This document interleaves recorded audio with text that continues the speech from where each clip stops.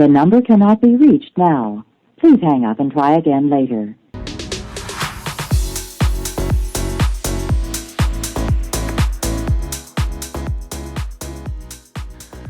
Okay.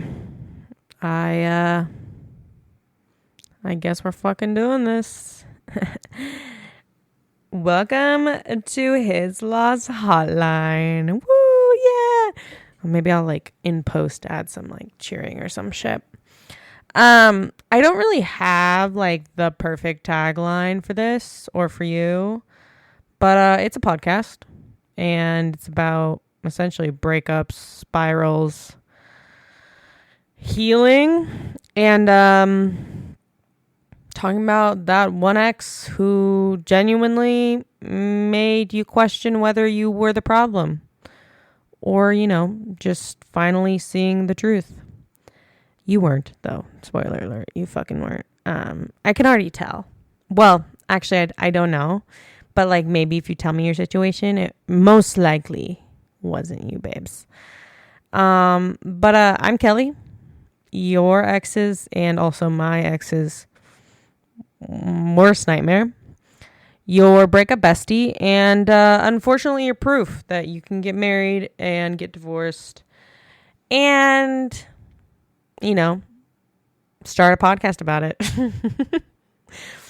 But yeah, this is for the girlies, the gays and the theys. And if you've ever stared at your phone mid-anxiety spiral, wondering truly if you're losing your mind, because same. But if you've ever loved somebody so much you forget how to love yourself, because also same. Unfortunately. But we're gonna start here. We're gonna start with my story, how we got here, why I created Girl Hang Up, why the fuck I stayed, but also why I left, and why this podcast why this podcast exists at all. So let's get into it. It's gonna get crazy. I'm excited. So honestly, this tragic story, I don't know, tragedy. Well, divorce is cunty, but also tragic in a way. But it starts off in a pretty tragic way. We met on Hinge. Yeah, that fuck ass app, dude. Getting back on there after not being on it for so long, I forgot how much I hate it and how much the likes, you know the Hinge likes you get. It's honestly offensive. It's offensive. Don't ever show me that, Hinge. I think your algorithm is fucked. But if they ever want a sponsorship, I'll say it's decent-ish, maybe. Not really. I don't think I would lie. I don't think I could do it, even if it was money. But yeah, it was a modern love story, I guess. Truly, it wasn't love. Not the healthy kind anyway, even though I thought it was. But at that time, it felt easy. He was kind of hard to read, which made him seem deep in a way, which fucking hilarious in hindsight, because I'm not even sure that man ever read a book. Truly read a book. I truly think the only thing he read was an Xbox game, the little, what are those inserts called, those little game sayings. I think that's the only thing he fucking read. But he told me he was emotionally mature. He told me he wanted real love. But looking back, he rarely gave me words of affirmation ever, which that might not be his love language, but it's something that I, eventually had to ask him how he felt about me, or if he thought I was, pretty, or I was begging for just these little tiny crumbs. He gave me just enough to stay. like a few cute dates, like here and there, a joke that made me laugh. And like laughing with him felt really important at the time. It felt easy because I think I was like trying so hard to convince myself it was working. But he wasn't pouring into me. And I obviously didn't see it clearly then because I stayed. I saw it clearly after my divorce. But I think I stayed because honestly, my self-esteem was so low. Lower than I thought or realized. And honestly, because I thought if I just loved him the right way, it would get better. It would be healthy. It would just be everything that I needed it to be. But if you couldn't tell, because we're sitting here talking about divorce, spoiler, it didn't happen. So, but yeah, the beginning of our relationship was semi good, I guess. And then, we got engaged. Then I think a year later we got married. So we had been together, I think a total of 5.5 years or something. I might be botching that, but whatever. But like a year and a half into our marriage, he essentially hit me with an ultimatum. Like out of the blue, truly. There was like no conversation, no like warning signs. Just like, if this doesn't improve by the end of our lease, and he was telling me this, I think in June. I'm not sure the exact year because it all blends together at this point. But maybe it was 2024. If it doesn't get better by the end of the lease, which was in February 2025, we're going to have some serious, conversations about our relationship and where this is going and all that thing. And I literally had, first off, no idea what the fuck he was talking about. And second, like, I started to panic. I had a panic attack, like full body panic attack, like shaking, couldn't breathe. I didn't know what was happening. Essentially, my marriage was falling apart right in front of my eyes. And I had no fucking idea how we got to this place, what was happening, like so many different things. And this is probably for a little bit later, but he texted his ex-girlfriend about my panic attack and pretty much said that he thinks that I blame my mental health or lean on it too much, and literally gave her like a play-by-play of my panic attack, like it was gossip and that it was okay to share that.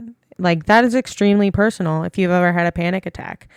And the last panic attack I think I had was in college, which it's been a hot sec. So long story short, I found messages later of him texting his ex before this.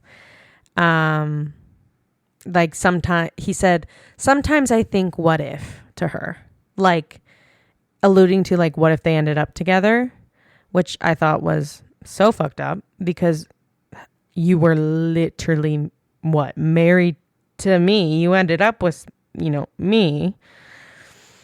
So it's kind of like another like part of the story is like, I confronted him about it and he refused to block her, even though originally I didn't want him to block her because I didn't want to be controlling or anything. But essentially he started or was emotionally cheating on me with her, looking at some of the text messages. And then he ended up, after I asked him to block her, after I found out that he had Instagram DM'd her something that said like, you can only relate to someone who really like understands you and you only really understand me, or something crazy like that. I was like, can you block her? Because I don't think that's appropriate. And the wording I literally used was, that is disgusting. That is disgusting. And he refused. He refused, essentially said I was overreacting, that I was crazy. He never would emotionally cheat on me, and it wasn't emotionally cheating. And essentially made me feel insane for being hurt. So, which was like obvious, classic, like gaslighting. But it worked for a while, and I started to believe him. But like after this started happening, and this like he's giving me the ultimatum, and then I found out about this girl, I still tried to fix it. You know, I'm not going to run away from my marriage. I know that was kind of not that it was stupid, but like I loved this person. Like I wanted a future with this person. And also, side note, we will never be mentioning his name. He will go by Voldemort, aka he who shall not be named. But like I was thinking, people go through hard seasons. Like this is just a hard season. We'll go, how about we do couples therapy? We'll talk it out and we'll really, you know, grow from it as a couple. Which he agreed to couples counseling, which I took as a win. He literally did 2 sessions. 2 sessions. There was one with me and one without me because the therapist wanted to see him alone to really get a gauge on him. And yeah, he then essentially, by that time, I had offered him up my spot of therapy because at that time I was seeing 2 different therapists twice a week and talking to his mentor to really try to figure out how I can fix the marriage, or we can fix the marriage. But it was just essentially me putting in the work. But I offered it to him because he was on my health insurance. And I said, here, like, totally, you can take the spot. I know you have a lot to talk about with him if you don't want to do couples counseling. And he refused. He said no. He had nothing left to say. He said that he wouldn't even know what to say to the therapist at all. Because he doesn't bring this is word for word, he doesn't bring his trauma into his relationships. And I said, ooh, wow, okay. In my head, I said, what the actual fuck? That's exactly what's happening here. But yeah, he didn't want to go back, didn't see the point. I was shocked, truly. I was unraveling. I was still trying to fix our relationship because I loved him and I wanted him to get help. I wanted to get help. I wanted our relationship to get help. He didn't have the health insurance because he only worked part-time, which is hilarious because he later blamed me for that because he literally said in a text message that he never got a full-time job and it was my fault because I wanted him to be happy. That is literally the words. My therapist said he's been in therapy or like done therapy for 30 to 40 years. He said he's never heard that in his 30 to 40 years. I said, you're welcome. I'm full of them. But anyway, yeah, he refused the help. He shut down. He started locking his iPad, not sharing any of his passwords. Well, changed them all. Hiding things. He turned off his location.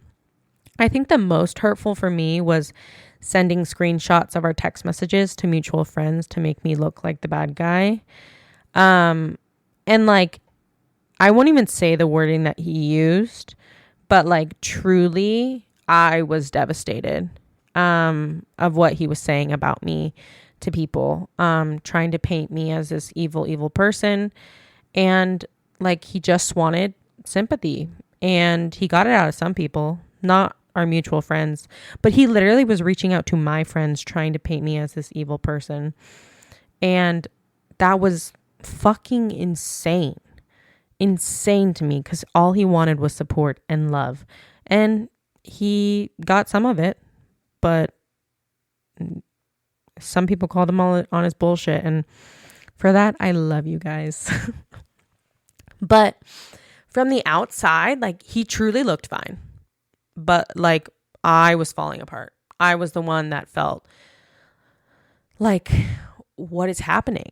This is my marriage. I literally think I cried every single day for months at this point. In the car, in the shower. Taylor Swift was honestly my best friend. And I think the biggest place I cried was the closet of our apartment, because that was the only place I could call my mom without him hearing.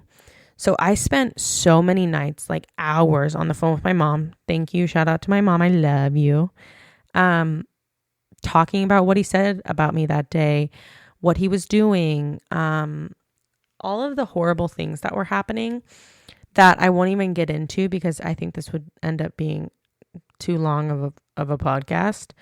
And I'm definitely skipping over some really crazy things that happened and he did that would give a little bit more context, but I don't necessarily want to go into all of that. My therapist has already heard all of those things.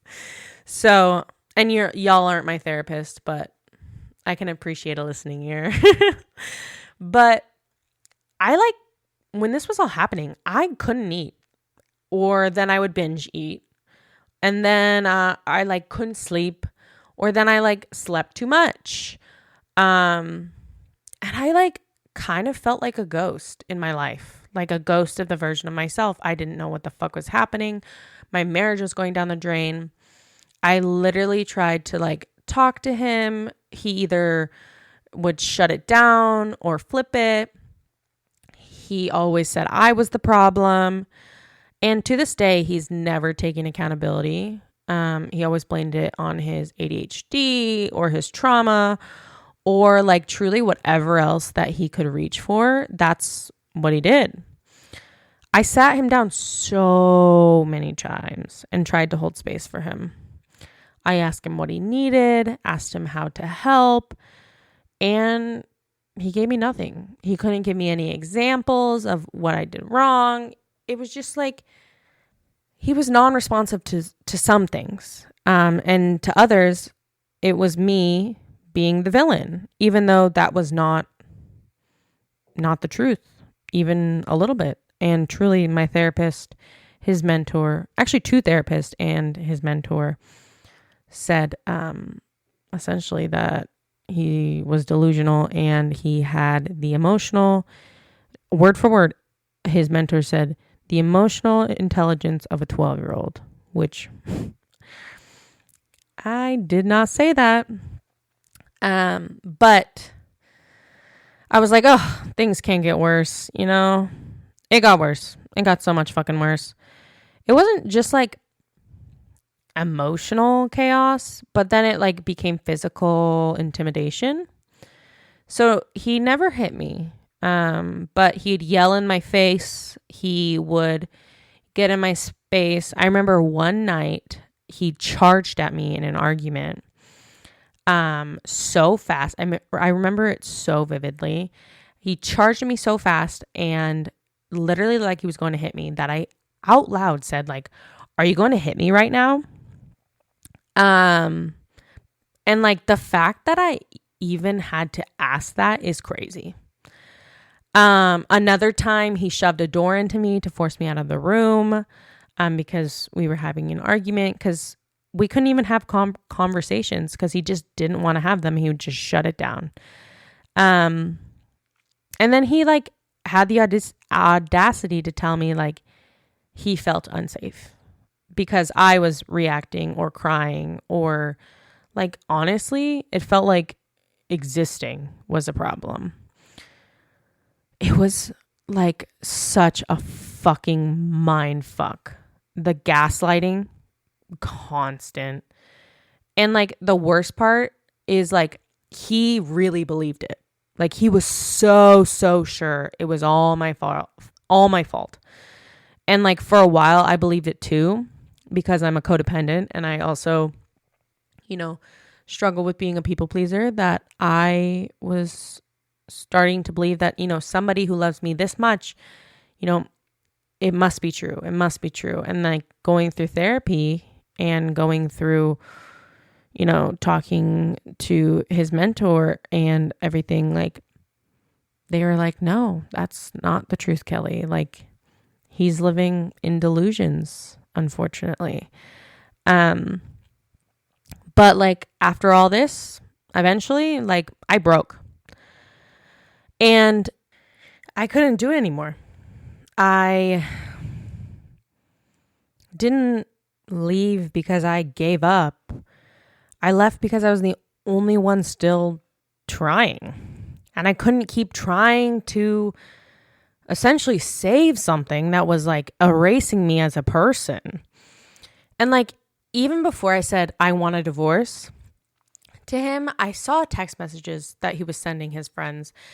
And I don't think he even knows this, but like I saw him send those things of like, this is over. She's this person. Like it will never be the same. Like, and I mentioned that when I said like, I want a divorce. I said, you've already told people that like you want that. And he's like, no, I didn't. I would never say that. And like, he said that. I've read it. I saw it with my own eyes. And so that was really difficult. But like, I didn't want to do it, but I had to. When someone runs away from a marriage, what else can you do? So, I started the process. I filed for divorce. I essentially said we need to break the lease. Also, filing for divorce, quick side note, takes like minimum 6 months in California, which is fucking insane. But I guess they do it to like be difficult, I guess, in a way. But whatever. But after all of this and all the trauma and everything going on, I thought like, now what the fuck do I do? Because it wasn't like just my marriage ending. It was like the version of me that I thought could fix all of this. The version of me that also like took all the blame and like essentially begged someone to choose her and then stayed when they didn't. This is like the first time I've ever really chosen myself in a way, as like cliche as that sounds. But going through therapy and everything, my therapist suggested divorce recovery group. I said, okay, what the fuck is that? So I Googled them. Fuck. They were all like 50-year-old women talking like about alimony and shared custody and real estate and like court shit. And like, I love those women. Slay, girly, slay. It was so cringe, but whatever. But like, I couldn't relate.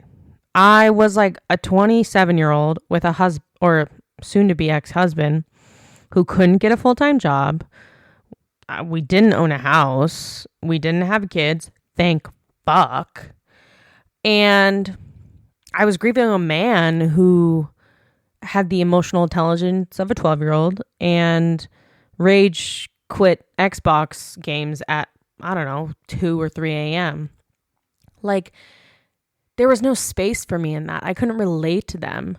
And there was also like no guide for what to do when you're 20-something divorcee crying on the floor and like trying to figure shit out. And there's also like no community for it. So I said, why don't I just create one? Which is crazy. But yeah, that's what's happening. So like Girl Hang Up wasn't like this cute idea. It was a breakdown. It came from essentially the closet I cried in every night. From the notes app, like everything he did to me, has done to me. The voice memos I never sent, the rage, the fucking grief, the guilt, the pain, the fucking stupid jokes I always make about it, and like the humor of it all, because it is, humorous getting divorced a little bit. The way I'd say I miss him and then, I wouldn't. It's just like going through that. But I didn't want like another woman to like sit in silence and think maybe it was just me, or like, am I alone? Is this what I want? Like really trying to figure out what the fuck you are doing. Because A, it wasn't just you. And B, you should be in community. So I said, I'm going to make that. So on top of Girl Hang Up, I was like, okay, let's also make a podcast. So here we are, His Loss Hotline. It's kind of the podcast I wish existed when I was in the middle of it, when I couldn't eat or couldn't sleep. And like every answer online was like some bullshit answer. And I hated every fucking thing that I saw. Of like, yay, you're doing it. Like I wanted something real. But like the His Loss Hotline is not about being perfectly healed. Like we're never going to be perfectly healed. And it's not therapy speak unless we bring on an actual therapist. And it's also not like how-to guide of how steps to closure, like 10 steps. Here's the 10 steps I can give you for full closure and you'll be fine. It's fuck, I stayed too long, or I missed someone who treated me like shit. I still think about texting him, or why am I crying right now? I blocked him and then reblocked him and then unblocked him again. Or I know he was bad for me, but I still loved him. There's so many different aspects of that I think need to be talked about, and no one talks about the messy middle. And even on the other side of things, like I feel like I've healed a lot and it's still messy. Healing is messy. Grief is messy, and there's no timeline for it. But like the show is all about honesty and the mess and the unhinged, but also the healing and how you deal with those things and being in community with the girlies and truly feeling seen and heard. And that's what I wanted to create.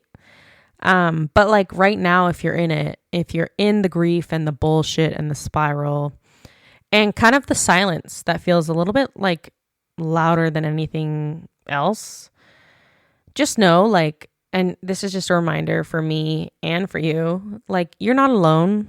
You didn't ruin it. You didn't deserve it. And like, you're not hard to love. You were just like loving someone who couldn't meet you where you were, unfortunately. And I'm there, or I was there. And like, I just really want people to know, like, leaving wasn't giving up on yourself or the marriage. It was like remembering who the fuck you are and like finally putting yourself first for once. But that was kind of the first episode of His Loss Hotline. I know it was a little unhinged, maybe a little emotional for the girlies.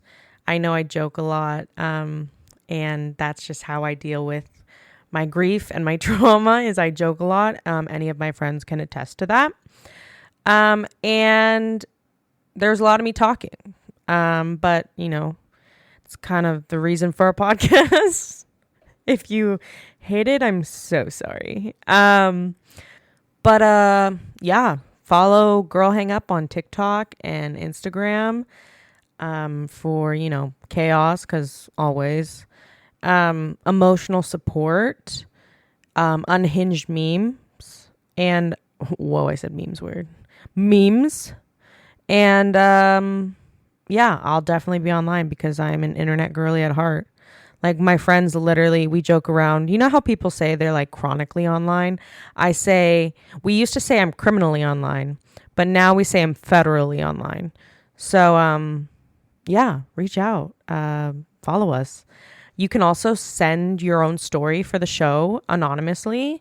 because we got a lot of stuff coming up, like divorce confessions, dating confessions, and even something called breakup court, which I'm very excited about. I even bought one of those fuck ass little gavels. I almost bought a wig, but like the UK wigs where they like, I don't know, they wear those like weird George Washington wigs. No offense to UK people if this podcast gets over there. But yeah, we have breakup court upcoming, and yeah, I just want everyone to know, like, this podcast is about support and connection and like chaos and healing and not feeling alone in whatever bullshit you've gone through. And it doesn't have to be just divorce. It can be a situationship or 10 years of like, what is it called? Like, common law marriage. It's okay if you're mourning a relationship that you had for 2 years or 1 year or maybe 6 months. That's okay. We're all grieving different things and all kind of being unhinged together in a way. But it's for all of us. But new episodes drop every Tuesday. So follow wherever you listen. I won't judge you if it's like Apple Podcasts or whatever. And then if you want to, you could post this episode on your story or just share it. Maybe rate it. Please rate it well if you're going to. I'm not like begging, but I low-key a little bit am. But I just want the girlies to find the hotline. So yeah, share wherever you can. And remember, it's his loss. I'm sorry, but the person you called has a voicemail box that has not been set up yet.